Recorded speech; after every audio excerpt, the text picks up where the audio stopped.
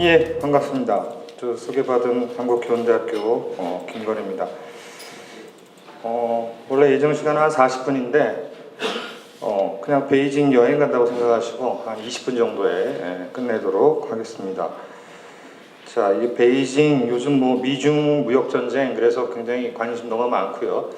또 한국 도시지리학자들이나 지리학자들이 봤을 때 중국 지리학이 굉장히 뒤떨어져 있다라고 생각을 하시는데 그렇지 않습니다. 베이징 칭화대학 이런 유수의 대학에서 지리학에 대해서 엄청나게 연구를 진행하고 있습니다. 그래서 우리 한국의 지리학자들도 중국에 대해서 많은 관심을 가져야 되지 않을까 싶어서 제가 한 4년 전부터 중국에 대해서 꾸준히 논문도 쓰고 자료도 수집하고 있습니다. 그리고 2016년과 2018년 양년에 걸쳐서 뭐 짧지만 3박 4일 정도 일정으로 답사 갔던 내용들을 위주로 보여드리도록 하겠습니다. 자, 차례는 뭐 베이징의 위치 뭐 이런 내용들을 좀 먼저 보여드리도록 하고요. 자, 이제 비행기를 타고 인천공항을 지나서 웨이하이라고 하는 이렇게 불뚝 튀어나온 반도를 지나서 이제 텐진을 거쳐서 베이징으로 들어가는 그런 루트로 항공 루트가 설정이 되어 있고요. 베이징은 바로 뭐 중국의 수도입니다. 그래서 정치적이고 문화적이고 경제적인 중요성을 갖고 있고요. 근데 한편으로는 뭐 베이징도 있고 남쪽에는 난징이라고 하는 남경도 있습니다. 남경은 또 대만에서 본인들의 수도라고 우기고 있는, 그래서 중국은 굉장히 대륙이기 때문에 뭐 시안에도 또 수도가 있었고요. 그래서 굉장히 많은 수도들이 있었습니다. 그 중에 현재의 수도인 베이징의 위치가 여기 돼 있고, 어떻게 보면 이제 허베이성에 둘러싸여 있고 오른쪽에는 텐진시가 있습니다. 어떻게 보면 텐진시는 우리나라의 인천에 해당이 된다고 볼 수 있고요. 허베이성은 우리의 이제 경기도에 해당되는 그런 곳이다. 이렇게 이해하시면 되겠습니다. 자, 그러면 이 베이징이라고 하는 그 수도, 이게 언제부터 시작됐느냐? 원나라 때 칭기스칸이 이제 여기다가 이제 중국 베이징을 점령을 하고 그 손자인 쿠빌라이 칸이 여기다가 이제 원의 따두라고 하는 대도라고 하는 수도를 지정을 하면서 700년 동안 또 현재까지도 수도로 이어져 오고 있습니다. 대략적인 이제 성곽도 원나라 시대 때 성곽도인데요. 크게 외성과 여기 내성 두 개의 이제 이원 체계로 나눠져 있고, 이것도 어떻게 보면 장안성을 기초로 해서 중국 성들이 만들어진 겁니다. 그래서 우리나라도 우리나라의 경복궁도 이런 중국의 성곽도 이런 것들 응용해서 짓게 된 거고요. 일본의 성들도 중국의 성곽 모델을 기본으로 하게 된 겁니다. 그런데 어떻게 보면 사면으로 이제 폐쇄된 성곽으로 돼 있고 한 면당 3개씩의 성문이 돼 있습니다. 그래서 총 12개의 성문이 형성되어 있는데요. 그거는 12개월을 상징하는 형태로 되어 있는데 이 따두는 북쪽에 성문이 2개밖에 없습니다. 그래서 어떻게 보면 북쪽에 이민족들을 굉장히 두려워했기 때문에 오히려 성문을 하나 적게 두게 된 셈이 되겠고요. 각 성문별로 대로들을 연결하는 체계로 되어 있습니다. 그래서 중국의 성곽은 또 어떻게 보면 도교의 자연미라고 해서 여기 이제 인공 호수를 파서 미적 감각을 키우기도 하고요. 또 이렇게 우주관을 나타내는 폐쇄형의 직사각형 혹은 정사각형의 성곽을 만들어서 위계적인 질서를 명확하게 한 것이 중국의 따두의 이제 도시 구조의 특징이다, 이렇게 보시면 되겠습니다. 또 우리가 지금 알고 있는 작은 성도 어떻게 보면 황제가 하는 옥자도 세계 우주의 중심에 위치한 곳이 되겠고요. 또 중국 성에서는 특징적인 게 고루와 종루가 있습니다. 어떻게 보면 고루는 낮에 시간을 알려주는 기능을 하는 와치타워라고, 시계의 탑이라고 보시면 되겠고요. 종루는 밤에 종을 쳐서 시간을 알려주는 그런 형태로 구성이 되어 있습니다.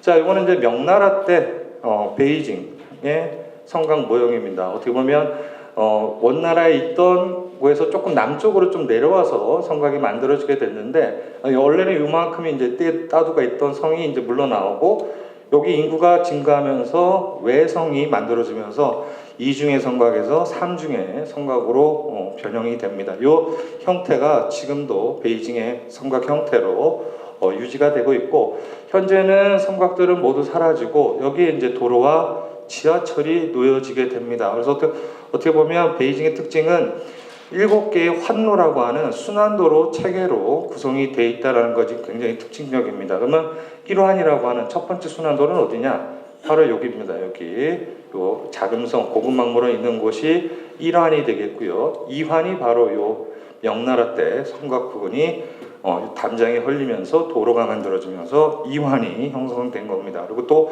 3환, 4환, 5환 외부 쪽으로 나가면서 순환도로가 만들어지게 되는 것이 어떻게 보면 베이징의 도시의 특징이다, 이렇게 보시면 되겠고, 자, 그러면 그 제목이 이제 베이징의 도심 경관이라고 말씀드렸는데, 이 중국 그 베이징 사람들은 어떻게 도시를 구분하느냐?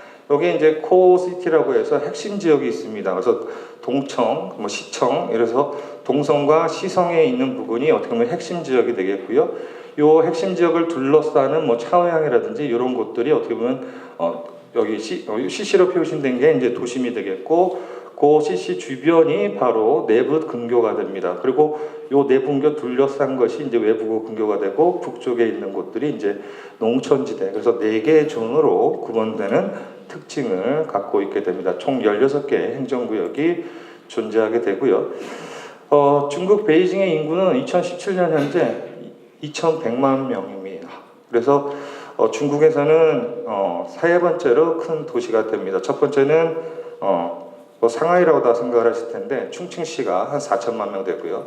그 다음에 상하이가 2,700만 명, 베이징이 2,100만 명, 텐진이 1,700만 명입니다. 어떻게 보면 우리 서울 인구의 거의 2배, 3배 정도 되는 굉장히 큰 도시들로 만들어지고 있는 것이 중국의 도시들이다, 이렇게 보시면 되겠습니다. 베이징의 도시공간구조에서 공간 계획을 보면, 이게 이제 최근에 2017년 9월 29일 날 인민일보에 발표된 2035년까지 중국 베이징시의 공간 계획을 나타낸 겁니다. 핵심은 1핵, 1주, 1부, 양축 다점 1구 이런 형태로 표현을 하고요. 한 개의 핵이 자금성을 중심으로 만들어지고, 그 다음에 부핵을 동쪽에다가 만드는 걸로 되어 있는데, 현재 베이징의 도시 공간 구조는 CBD라고 하는 도심이 하나밖에 존재를 하지 않습니다. 그렇기 때문에 굉장히 도시 내부의 토지 압력이 굉장히 강해서 지가가 앙등하고 있는 상황이고요. 그래서 올해 초에만 하더라도 베이징의 주거지의 평균 지가가 평방미터당 1,000만 원이 넘었습니다. 평방미터 3,300만 원이 넘었습니다. 제곱미터당 1,000만 원이니까요. 그만큼 지가도 굉장히 앙등하고 있는 것이 베이징의 특징이다, 이렇게 보시면 되겠습니다. 자, 말씀드렸던 여기 이제 2환이라고 하는 성곽이 있고요. 그 외곽에 3환, 4환, 5환, 그다음에 이제 서우드 공항이 있고 6환이 돼 있고, 도시가 계속해서 시가지가 확대되면서 7환까지 만드는 계획을 하고 있습니다. 그래서 서우드 공항이 여기 수도공항인데, 서우드 공항이 여기 있고, 또 여기에 공항을 제2의 공항을 작년 9월달에 완공을 해놨습니다. 하지만 베이징 그 시 계획에서 또 특징이 뭐냐? 과밀한 인구가 도심 안으로 들어온 걸 방지하기 위해서 5환 이내로는 차량 접근을 못하게 합니다. 그래서 베이징 경자를 갖고 있는 차량 이외에는 5환 이내로 진입을 못하게끔, 또 미세먼지 문제도 있기 때문에 그런 환경적인 측면에서 외부 차량들이 진입하지 못하게 하는 것이 또 베이징 도시의 특징이 된다, 이렇게 말씀을 드릴 수 있겠습니다.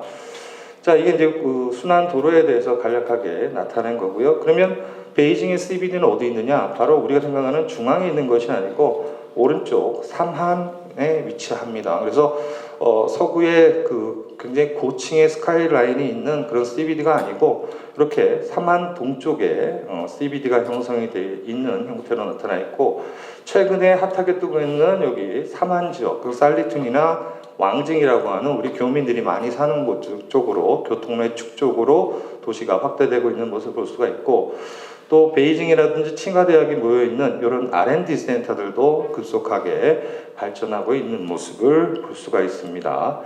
자, 이거는 이제 베이징시의 토지 이용 계획에서 나타낸 거고요. 보시면 빨간 색으로 되어 있는 상업 중심시, 여기가 이제 바로 CBD가 해당된다고 보시면 되겠고, 성곽 중심을 가로지르는 장안대로가 있고 그 밑에 우리가 잘 알고 있는 천안문 광장이 위치하는 형태로 되어 있습니다.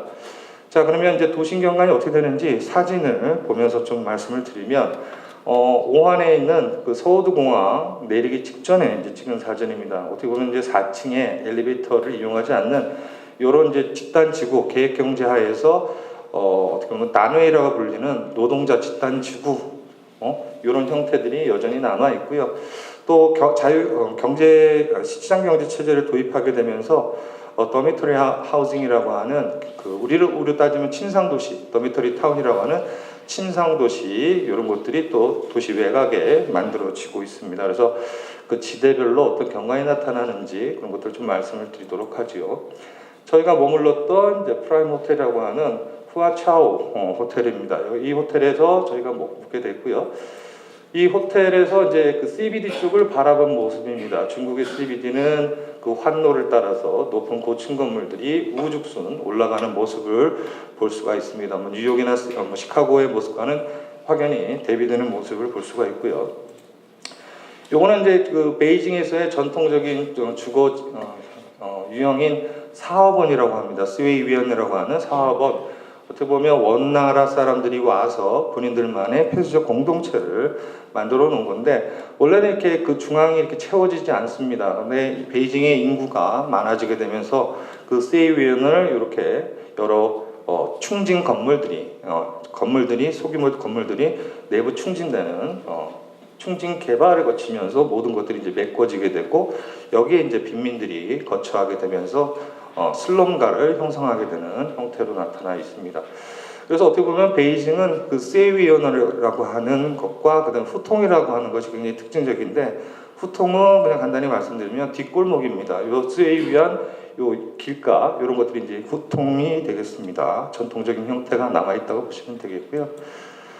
자, 이게 바로 그 후통의 모습입니다. 지금은 이제 재개발들이 많이 진행되고 있는 모습을 볼 수 있고, 처음에 간 곳이 이제 왕부정입니다. 어떻게 보면 베이징은 북쪽에 이제 수도로 형성이 됐는데, 대부분 문명이 발달할 때 대하천을 중심으로 도시가 만들어진다고 하는데, 이 베이징에는 인근에 대하천이 없습니다. 없음에도 불구하고 이렇게 많은 인구가 모여 살 수 있는 것이 뭐냐? 바로 왕부정이라고 하면 진명에서도 알 수 있듯이 우물을 파면 물이 풍부하게 나옵니다. 그래서 이 물을 갖고 많은 사람들을 수용할 수 있게 됐다, 이렇게 보시면 되겠고요.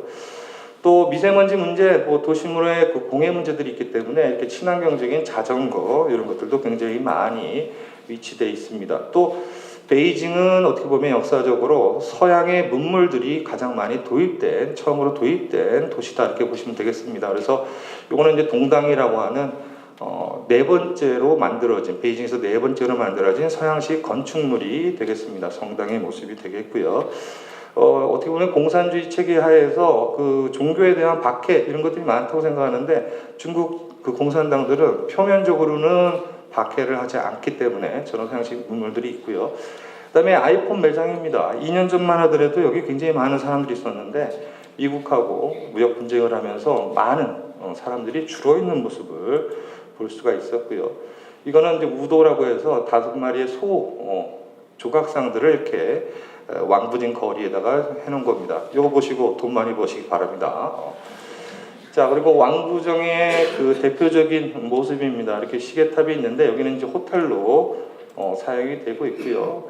2년 전만 하더라도 여기 굉장히 많은 사람들이, 유동인구가 많았는데, 어떻게 보면 경제가 굉장히 조금 중국이 안 좋다라는 것을 또 실감할 수 있었던 부분입니다. 많은 유동인구들이 줄었다는 것을 이제 볼 수가 있고요. 또 베이징 하면 이제 베이징덕이라고 하는 베이징 오리가 유명한데, 전치덕이라고 하는 곳입니다. 굉장히 유명한 곳인데, 과거에는 여기 사람들이 어마어마하게 줄을 서 있는데 이번에 갔을 때는 없더라고요. 그 이유가 베이징 덕 가격을 엄청나게 올렸답니다. 한 6배 올렸기 때문에 너무 비싸져서 사람들이 이제 안 사 먹게 됐고, 그 앞에 이제 구부리만두라고 해서 중국 만두 한번 가서 드셔보시면 좋을 것 같습니다. 여기가 이제 베이징의 과거에 이제 영화를 누렸던 상업 중심지입니다. 그래서 서점도 있고요. 동방 TNT라고 하는 세계에서 가장 중국에서 주장할 때는 세계에서 가장 큰 중심 상업가다, 이렇게 얘기를 하기도 했던 곳인데, 지금은 많이 쇠퇴를 하고 우리의 이제 마크정동처럼 살리툰이나 이런 왕징 이런 외곽 쪽의 부분들이 많이 성장을 하게 됩니다. 왕부징에 이제 먹자골목이 되겠는데 중국 사람들 뭐 정갈도 먹고요. 그리고 이제 첫날 가서 저희도 이제 중국 음식 먹어야 되니까 우육면을 먹었습니다. 우리 돈으로 한 2,500원 정도. 굉장히 맛있더라고요. 요거 먹고 이제 저랑 같이 갔던 대학원생은 설사를 하게 됩니다. 그 먹었던 아주 허름한 곳에 이제 식당이 되겠고 밤의 야경입니다. 그리고 돌아오면서 왕구점을 방문을 했는데 보시면은 특징적인 게 손님이 없습니다. 거의 크리스마스 일주 남겨둔 상황이었는데 손님이 거의 없습니다.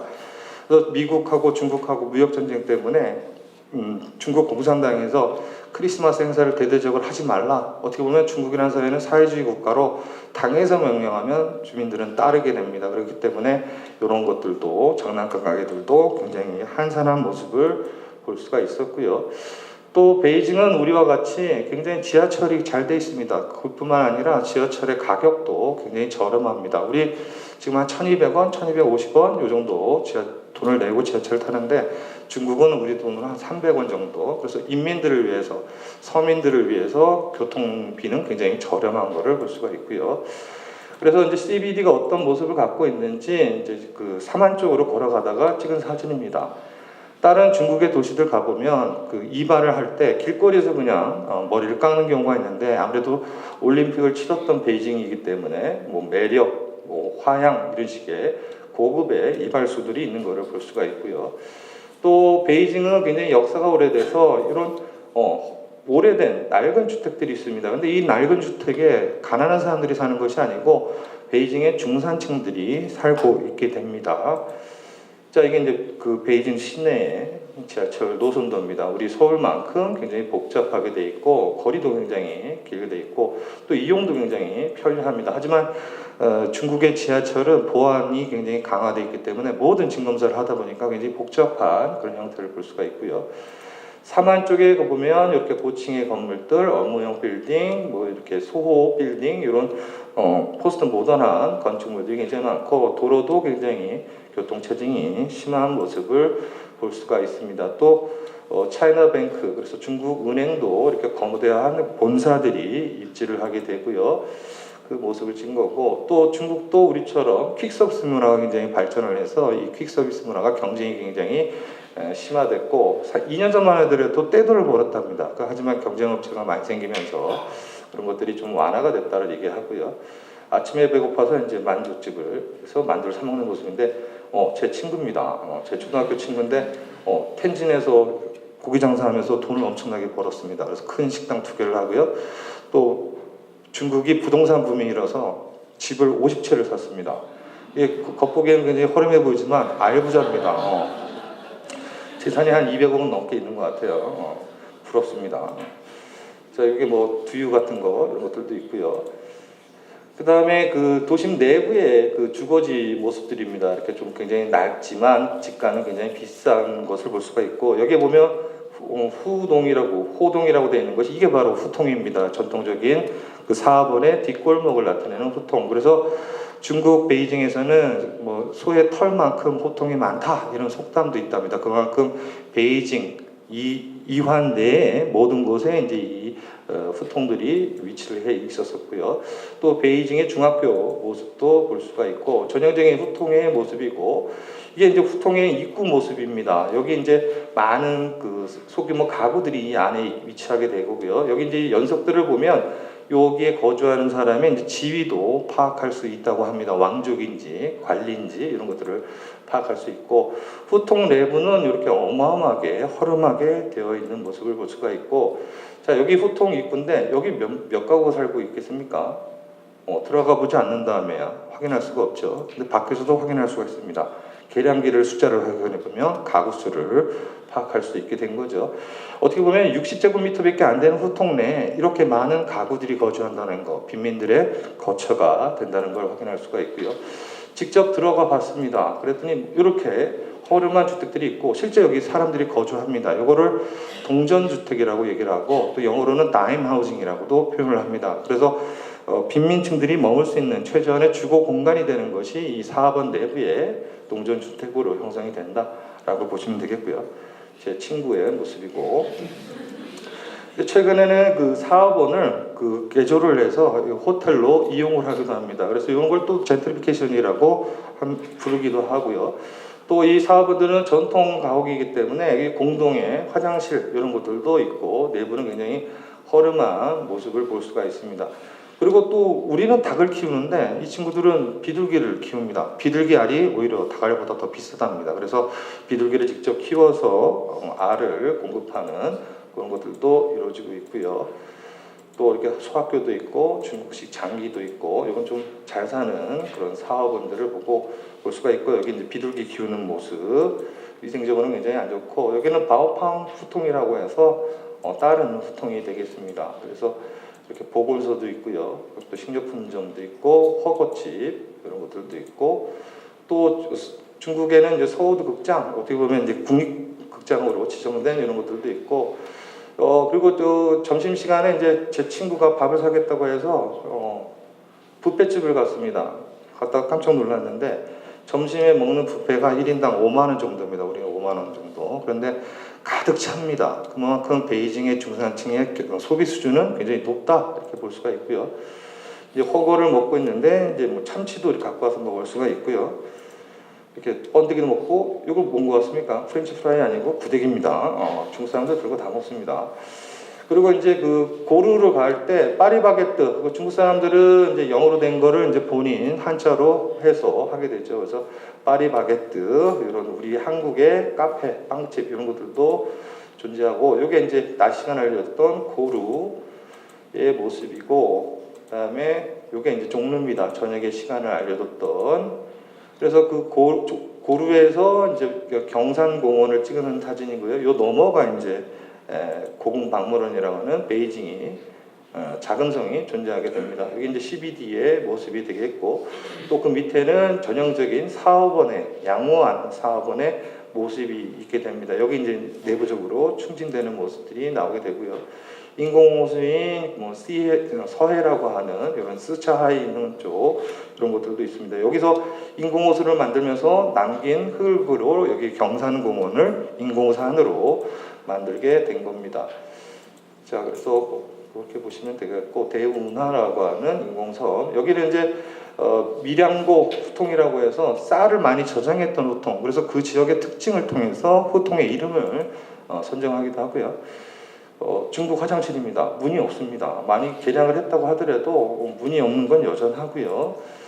그리고 그 경산공원에 올라가서 본 작은성입니다. 세 개의 우주갈이 담겨 있고, 이 작은성의 배치와 사업원의 배치와 똑같습니다. 어떻게 보면 굉장히 왕이 거주하는 그런 왕성과 또 일반 사람들이 거주하는 사업원 구조, 이것들이 이제 일치되면서 일반 가구에서도 중국의 우주관이 나타난다 이렇게 말을 하기도 하고요. CBD의 모습이고, 북쪽이고 서쪽이고, 그리고 이제 부동산 계경제 끝나고 시장경제가 도입되면서 어떻게 보면 중국은 사회주의 국가이기 때문에 주택을 소유하지는 못합니다. 이용하는 권리를 사게 되는데, 그를 통해서 부동산 등기를 하게 됩니다. 그래서 부동산 등기 회사들이 굉장히 많아졌고, 등기는 뭐 공공기관에서 하지만 부동산 회사들도 어마어마하게 많아지고 많은 주거지대가 형성되고 있는 모습을 볼 수가 있고요.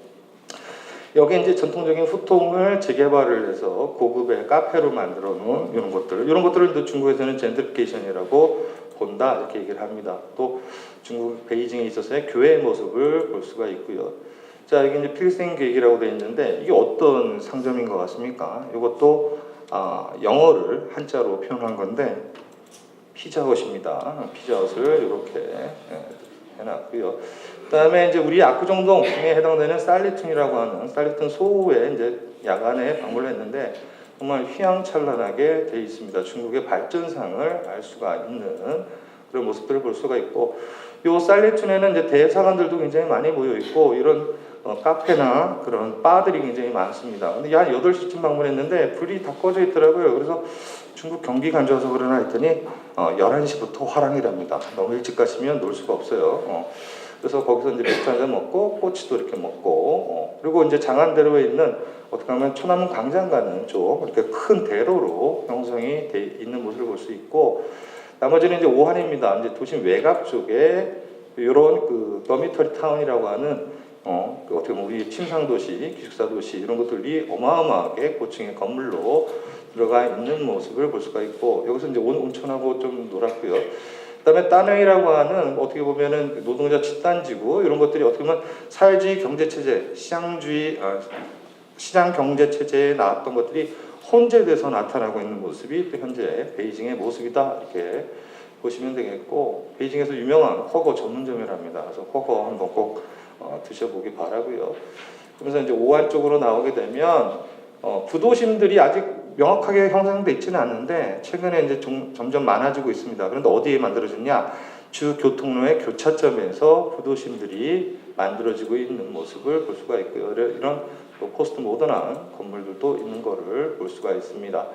그래서 그 베이징 시당국에서는 인구를 가급적 2030년까지 2,200만 명으로 규제를 하려고 합니다. 가만 놔두다가는 그냥 비지적으로 확산이 되기 때문에 그런 모습도 있고요. 서우드 공항의 모습입니다. 굉장히 깔끔하게 되어 있는 모습을 볼 수가 있습니다. 이상으로 발표를 마치도록 하겠습니다. 감사합니다.